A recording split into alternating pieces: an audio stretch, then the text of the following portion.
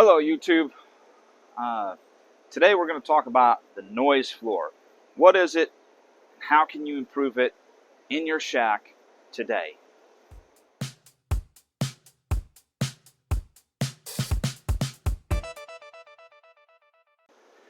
Welcome to back to my channel, the RF Field Tech, where I'm taking my 30 years of experience and bringing it to the ham radio world. And today I'm going to be talking about the noise floor.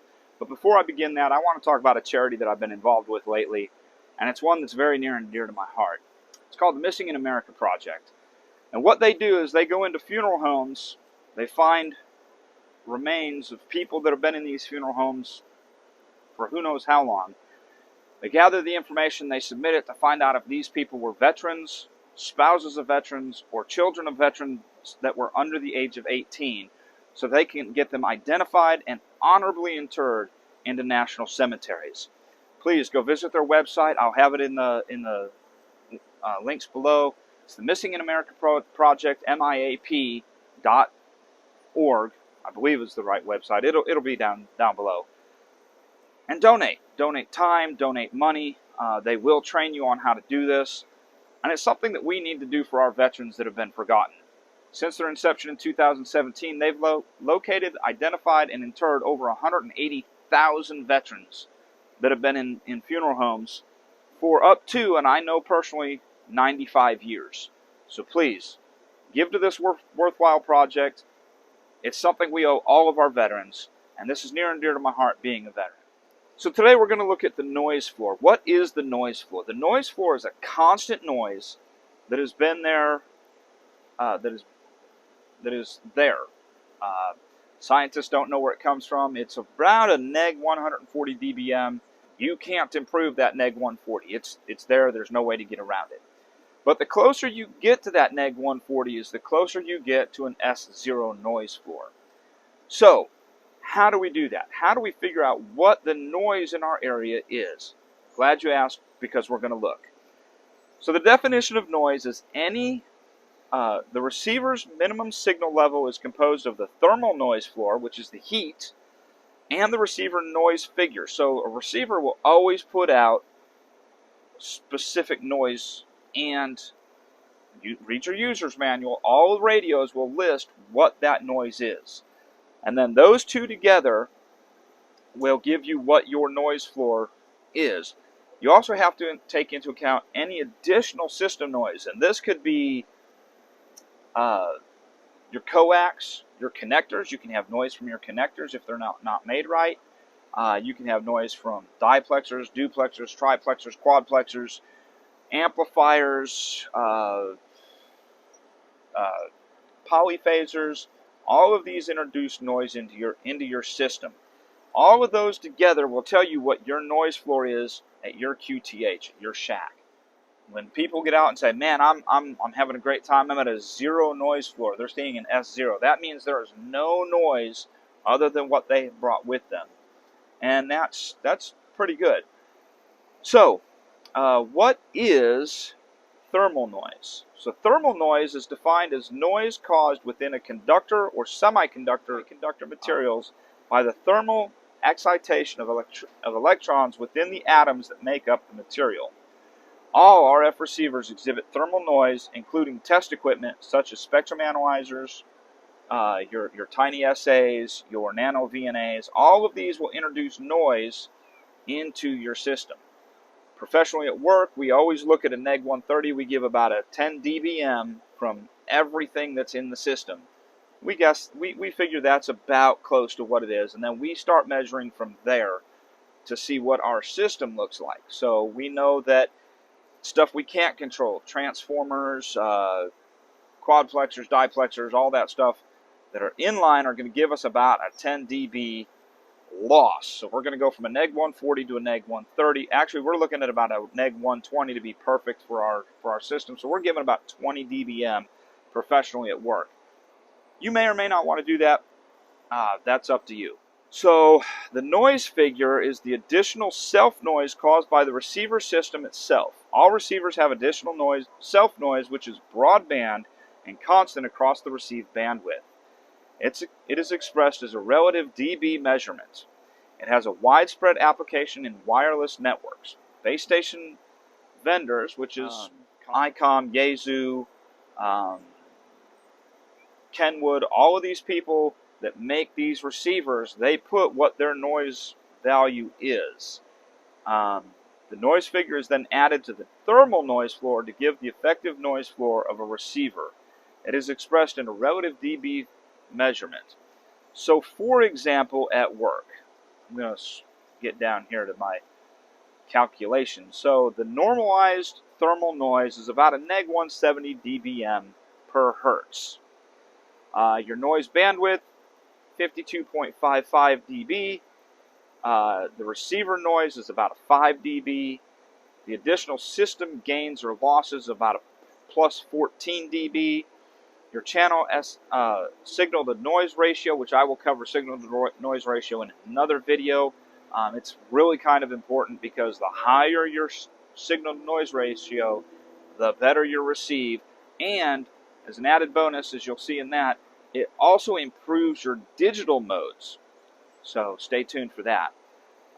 So for the channel SNR requirement is a plus 1.9 dBm. So the effective receive sensitivity is about a neg 100.5.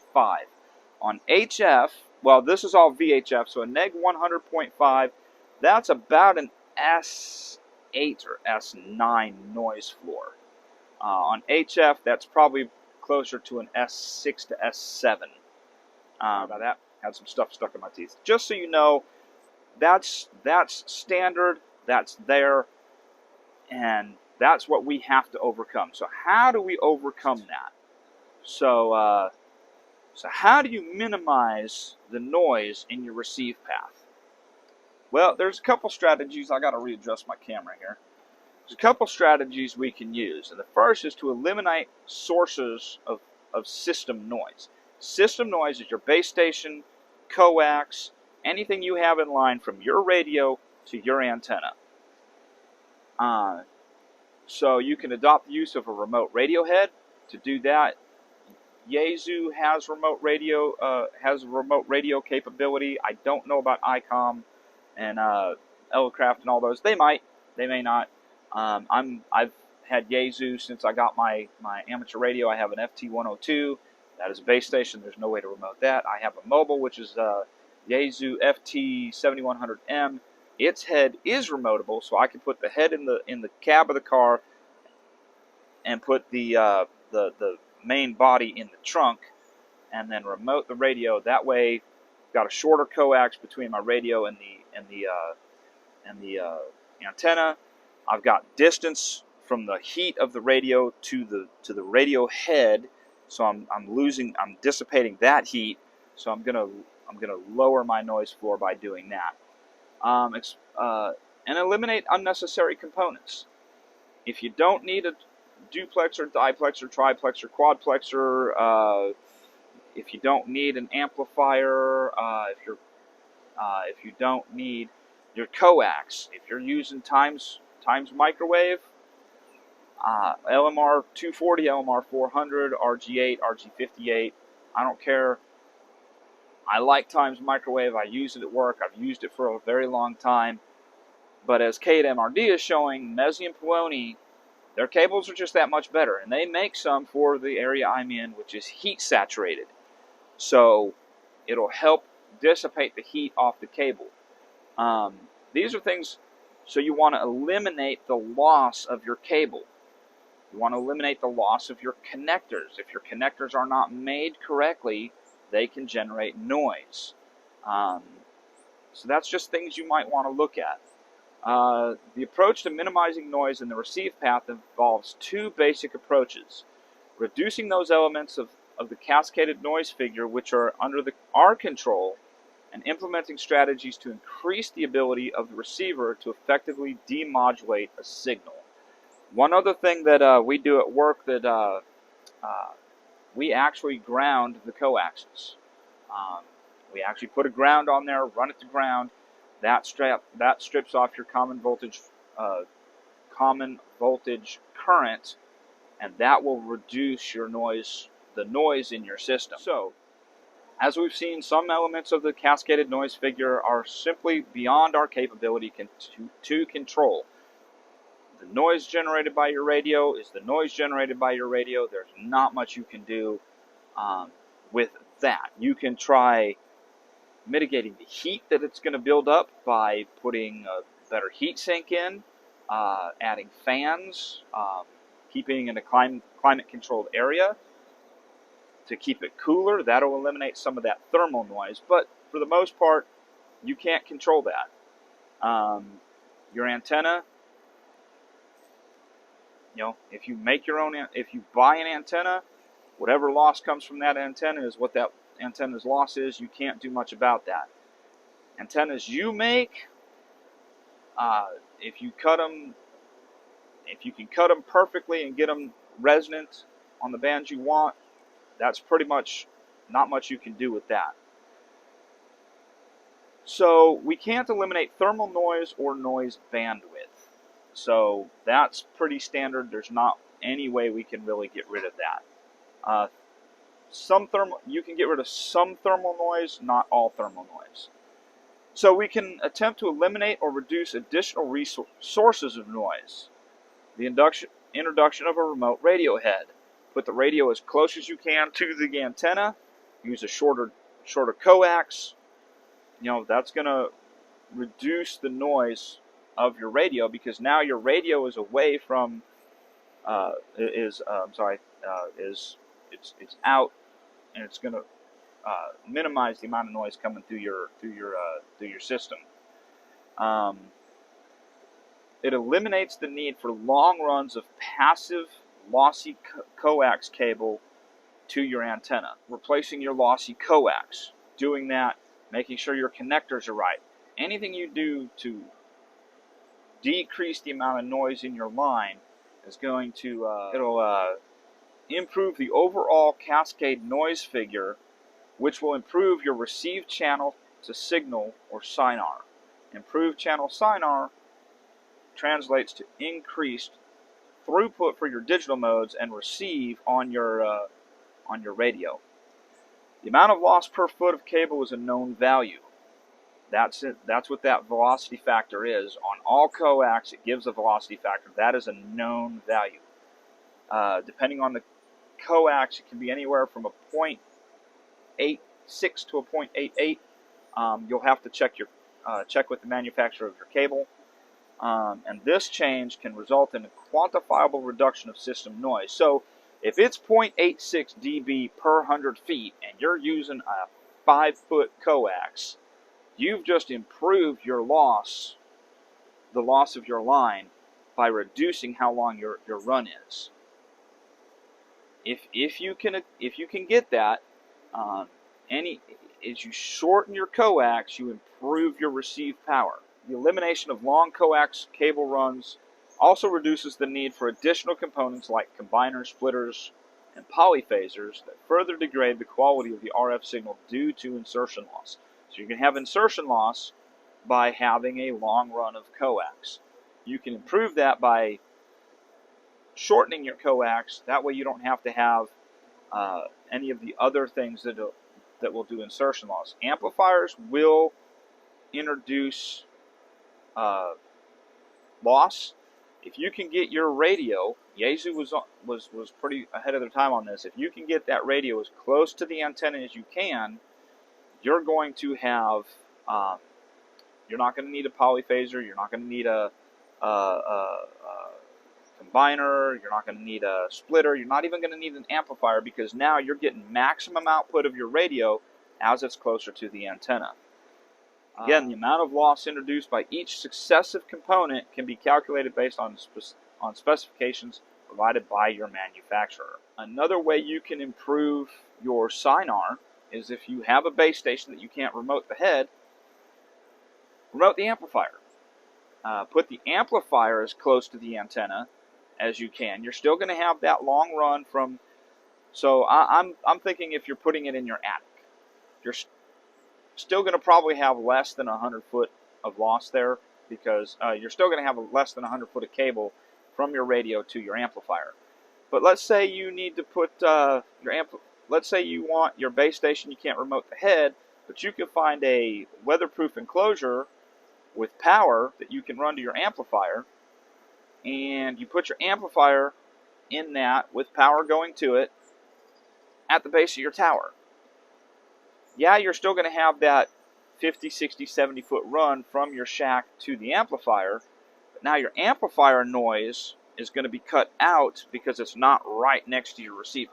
Another way to improve receive channel SINAR is to increase overall system receive sensitivity. If it is not possible to deploy tower-mounted remote radio units, you're at a particular location, the use of a remoted amplifier may be used to amplify the receive signal in the uplink, thereby increasing the receiver sensitivity. Additional receive sensitivity gains can be achieved by deploying high-gain antennas. Instead of making your antenna, buy one that's actually designed and rated and has a high gain. And implementing advanced antenna techniques such as all of that is to help improve your receive signal. And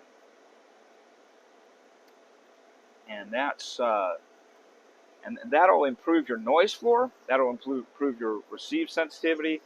And remember, if you can get your noise floor by any of the methods, grounding your coax, actually grounding your equipment, because that'll strip some of the noise off, getting rid of some of that common voltage current off of your antenna line, toroids, grounding, extra heat sinks, whatever you can do to get rid of some of that extra noise inside your shack.